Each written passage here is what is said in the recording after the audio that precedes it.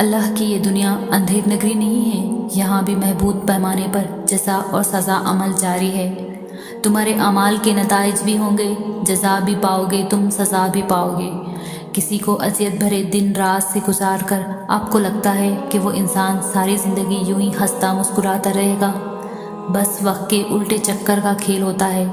اس کی باری بھی زیادہ دور نہیں ہوتی، کیونکہ زندگی میں کبھی نہ کبھی اپنا کیا بھگتنا ہی پڑتا ہے۔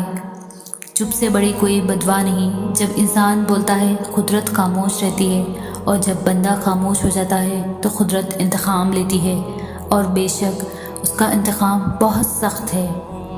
اللہ فرماتا ہے، جب کوئی تم پر ظلم کرے تو میرے انتقام پر راضی ہو جاؤ، کیونکہ میرا انتقام تمہارے انتقام سے بہتر ہے۔ مکافات عمل انصاف خدا ہے۔ مکافات عمل ہونا تو اٹل ہے، دیر سویر تو ہو سکتی ہے مگر ٹل نہیں سکتا۔ وہ اللہ ہے جو واقف ہے تمہارے تکلیف سے، اذیت سے، تمہارے دل کی تڑپ سے، اور تمہارے آنکھ سے بہتے ہر آنسو سے۔ تمہارا صبر رائے گا نہیں جائے گا، اس صبر پر کتنا اجر رکھا ہے تمہیں نہیں پتا۔ جو رب زکریا کو بڑھاپے میں اولاد سے نواز سکتا ہے، وہ تمہاری بھی سنے گا۔ تمہارا بھی تو وہی رب ہے نا۔ انسان کی زندگی میں کوئی درد ایسا نہیں جس سے میرا رب واقف نہ ہو۔ وہ تو ہر وقت تمہارے ساتھ سائے کی طرح رہتا ہے۔ یہ غم اور تکلیف تو بس آزمائش ہے، ایک وسیلہ تمہارے اور اس کے درمیان جو ہمیں اس سے جوڑے رکھتا ہے۔ وہ تو چاہتا ہے اس کا بندہ اس سے بات کرے، اس سے مانگے۔ وہ سننا چاہتا ہے تمہیں، مگر تم اپنا صبر کھو دیتے ہو، شکوے شکایتیں کرتے ہو، ایسا کیوں ہوا اور میرے ساتھ ہی کیوں ہوا۔ کبھی سوچا ہے کہ ہم اس قابل بھی ہے کہ اس کی حکمت اور مصلحت پر سوال اٹھائے؟ کتنے حق ہے اس کی محبت کے، جو ہم نے کبھی عطا کیے، کبھی اس کے کہے کا مان رکھا ہم نے۔ کوئی تمہارا جواب نہ دے تو روٹھ جاتے ہو، دوبارہ بات ہی نہیں کرتے، مگر وہ ذات بھی تو ہے جو دن میں 5 بار تمہیں اپنے پاس بلاتی ہے، اور تم سن کر انسنا کر دیتے ہو۔ سوچو اس کو بھی برا لگتا ہوگا نا، مگر وہ پھر بھی تمہارا ساتھ نہیں چھوڑتا۔ یہ کیسے ممکن ہے کہ کوئی چیز یا شخص تمہارے حق میں صحیح بھی ہو اور وہ تمہاری من پسند بھی ہو، مگر وہ پھر بھی تمہیں اس سے دور کر دے؟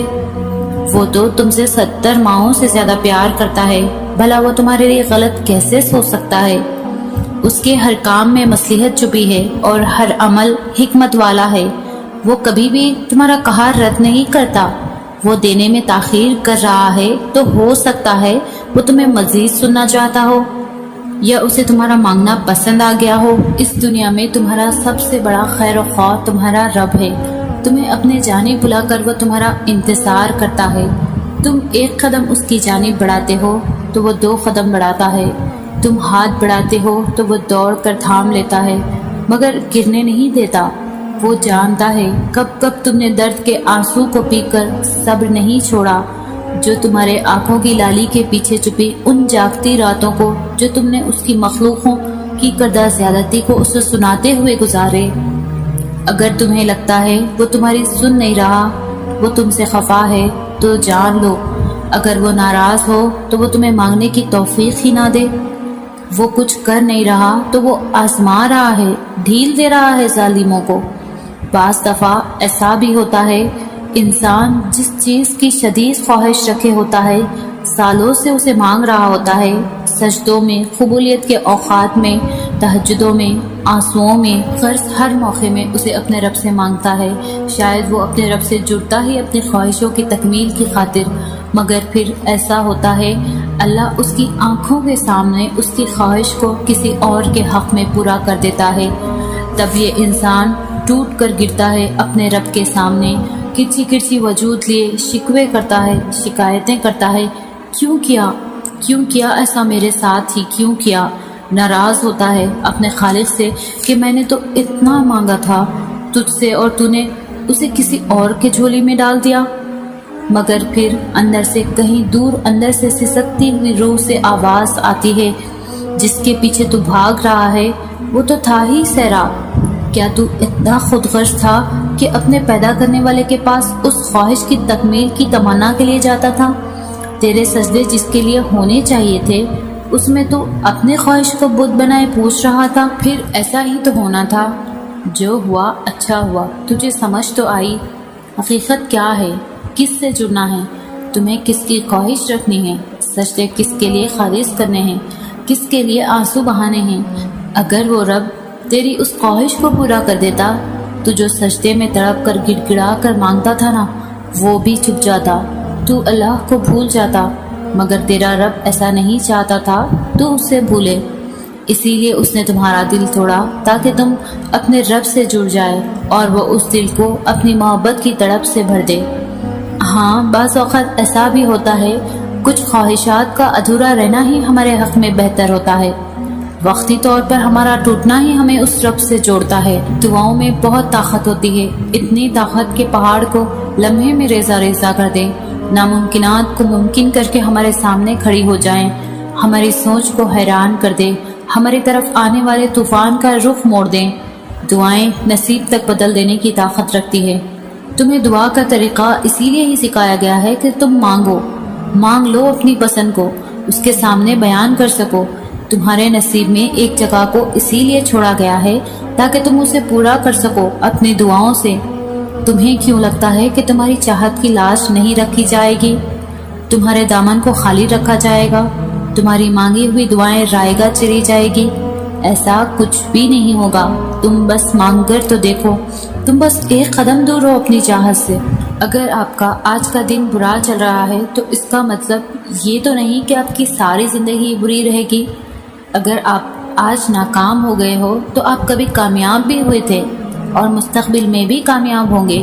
شیطانی وسوسوں سے خود کو آزاد کریں، خود کو بے وجہ پریشان نہ کریں۔ یہ مشکلیں وقتی ہیں، بس رب پر بھروسہ رکھیں، کیونکہ معجزے کبھی بھی ہو سکتے ہیں۔ اور اس نے رو کر دیکھا، حالات نہیں بدلے، اس نے ہنس کر دیکھا، حالات نہیں بدلے، پھر اس نے صبر کر کے دیکھا، اسے اللہ ملا اور حالات بھی بدل گئے۔ تنہائی کی عبادت میں بہت سکون ہے، کیونکہ تنہائی دیکھنے والا صرف اللہ ہے۔ عبادت میں اپنا دل لگانا سیکھو تاکہ اللہ بھی راضی رہے اور دل بھی سکون رہے۔ نماز کی فکر اپنے اوپر فرض کر لو، اللہ کی قسم دنیا کی فکر سے آزاد ہو جاؤ گے، کامیابی تمہارے قدم چومے گی۔